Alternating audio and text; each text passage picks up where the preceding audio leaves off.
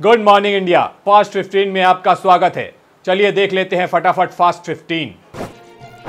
अफगानिस्तान पर तालिबान के कंट्रोल के बाद से ही वहाँ हालत बिगड़ने लगे थे। तालिबान के सत्ता में आते ही जिस बात का पूरी दुनिया को डर था, आखिरकार वही हुआ। काबुल एयरपोर्ट के बाहर गुरुवार शाम को सीरियल ब्लास्ट हुए और एक के बाद एक हुए धमाके में 13 अमेरिकी सैनिक और 90 अफगानिस्तान समेत 100 से ज्यादा लोगों की मौत हो गई है। इस धमाके में सैकड़ों लोग घायल भी हुए हैं।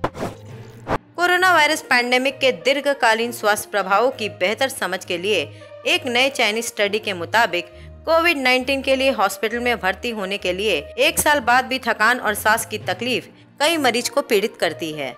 British medical journal the Lancet Friday में प्रकाशित अध्ययन में कहा गया है कि कोविड मरीजों में अस्पताल से छुट्टी पाने के बाद भी मरीजों में थकान या मांसपेशियों में कमजोरी जैसे लक्षण लगातार बने रहते हैं।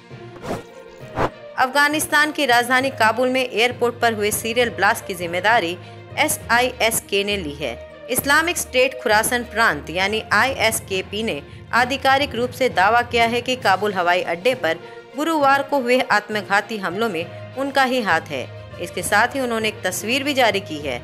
बता दें कि काबुल एयरपोर्ट पर हुए हमले में अब तक 72 लोगों की मौत होने की खबर है, जिसमें 12 अमेरिकी सैनिक भी शामिल हैं।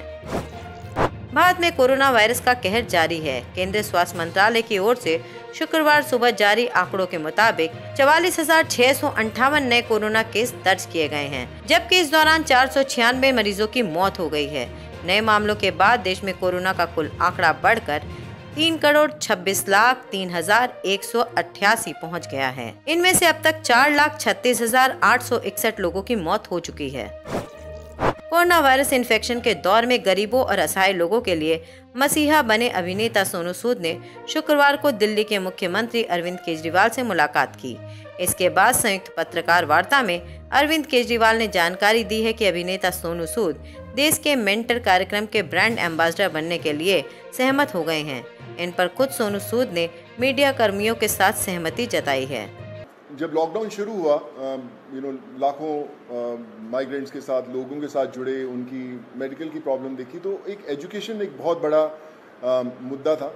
पहले लॉकडाउन में करीबन 2000 से 2200 बच्चों को हमने पढ़ाया और अभी करीबन 20,000 बच्चों को एज सू चैरिटी फाउंडेशन हम लोग पढ़ा रहे हैं। लेकिन जैसा अरविंद सर ने कहा कि एक बहुत बड़ा क्वेश्चन मार्क होता है कि उनको पता नहीं है कि क्या करना है, मैं क्या करूं। कई बार हमारे जो अच्छी फैमिलीज़ के माँ बाप होते हैं, पढ़े लिखे होते हैं, बताते हैं कि भैया आपको इंजीनियर बनना है, डॉक्टर बनना है, MBA कीजिए, कोई भी कीजिए। लेकिन ऐसे बहुत सारे फैमिलीज़ हैं जिनको बताने वाला कोई नहीं है। उनको एक रास्ता तो दे दिया आपने, एक प्लेटफॉर्म दे दिया, अच्छा स्कूल दिया, अच्छा सर दिया, लेकिन उन्हें बताने वाला नहीं है कि आप करें क्या, दिशा कौन सी पकड़े। तो उस समय हमें वो लोग चाहिए जो एक बहुत एक्सपीरियंस साथ में लेकर आते हैं, जो आपके मेंटोर बनते हैं, जो आपको बताते हैं कि आप क्या कर सकते हैं।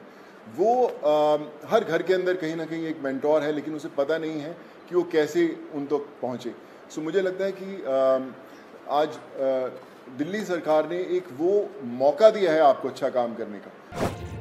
वो दिन दूर नहीं जब मंदिरों का शहर जम्मू भी महानगरों की तर्ज पर स्मार्ट सिटी बनकर उभर आएगा।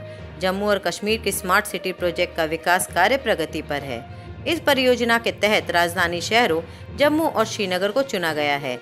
इस दिशा में जारी काम के परिणाम दिखने शुरू हो गए हैं।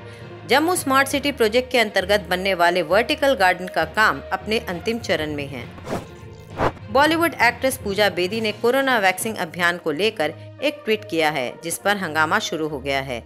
दरअसल पूजा बेदी ने टीकाकरण अभियान को भयावह और तर्कहीन बताया है, जिससे उन्हें सोशल मीडिया पर ट्रोल किया जा रहा है। देश में बढ़ते कोरोना संकट के बीच सरकार कोविशील्ड वैक्सीनेशन की 2 डोज के बीच के अंतर का कम करने पर विचार कर रही है। दरअसल कोरोना की 3rd वेव को भी ध्यान में रखते हुए सरकार को इस पर विचार की जरूरत थी, जिससे लोगों की इम्यूनिटी को बरकरार रखा जा सके। अभी फिलहाल में दोनों टीकों के बीच 12 हफ्ते का गैप चल रहा है। समाचार एजेंसी ANI ने सरकारी सूत्रों के हवाले से कोविशील्ड को लेकर ये जानकारी दी है। अफगानिस्तान पर कब्जा जमा चुके तालिबान की इस जीत के पीछे उसका सबसे बड़ा साथी उसका दोस्त पाकिस्तान है। ये बात किसी से छुपी नहीं है। इसलिए भी तालिबान ने अब पाकिस्तान को अपना दूसरा घर बताया है। दावा किया गया है कि अफगानिस्तान की बर्बादी के पीछे पाकिस्तान का बहुत बड़ा हाथ है। वहीं इंडिया पाकिस्तान के बीच तनाव पर ज़बीहुल्लाह मुजाहिद ने कहा है कि दोनों देशों को बैठकर समस्याओं का समाधान निकालना चाहिए। भारत सरकार लगातार अफगानिस्तान से अपने नागरिकों को लेकर आने का काम कर रही है, लेकिन इसके साथ जो यात्री अफगानिस्तान से आ रहे हैं उनमें से कुछ कोरोना पॉजिटिव पाए गए हैं। ऐसे में स्वास्थ्य मंत्रालय ने प्रेस कॉन्फ्रेंस में इस पर सवाल पूछा गया तो केंद्रीय स्वास्थ्य सचिव राजेश भूषण ने कहा कि अफगानिस्तान से आए लोगों में भी कुछ कोरोना पॉजिटिव पाए गए हैं। संक्रमित लोगों को आइसोलेटेड किया गया है और उनका इलाज चल रहा है। जो भी लोग आते हैं पहले तो उनको वाइल्ड पोलियो वैक्सीन दी जाए, क्योंकि पाकिस्तान और अफ़गानिस्तान में वाइल्ड पोलियो है, तो एंटी पोलियो वैक्सीन कहना चाहिए मुझे, वाइल्ड पोलियो वैक्सीन नाम की कोई चीज़ नहीं होती है, तो वो दी जाए। वो व्यवस्था हमने की है। साथ ही हमने ये भी व्यवस्था की है कि इन सब के RT-PCR टेस्ट हों।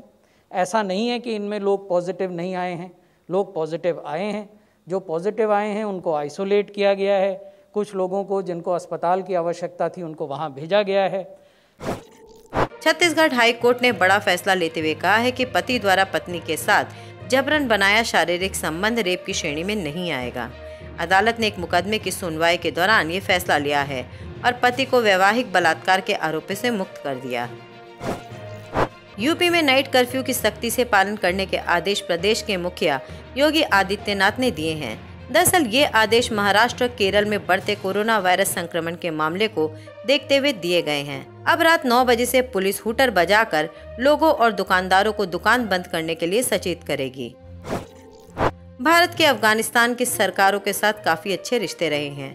राष्ट्रपति चाहे हामिद करजई रहे हों या फिर अशरफ गनी, अफगानिस्तान और भारत के बीच गर्मजोशी साफ दिखाई देती रही है। लेकिन काबुल पर तालिबान के कब्जे के बाद भारत अफगानिस्तान के साथ अपने रिश्तों को सतर्कता के साथ जांच परख रखा है।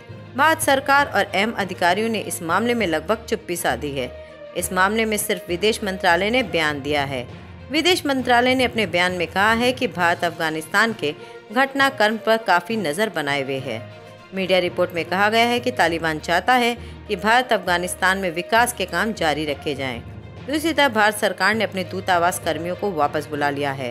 भारत ने अब तक अफगानिस्तान को लेकर भविष्य की अपनी योजनाओं को सामने नहीं रखा है।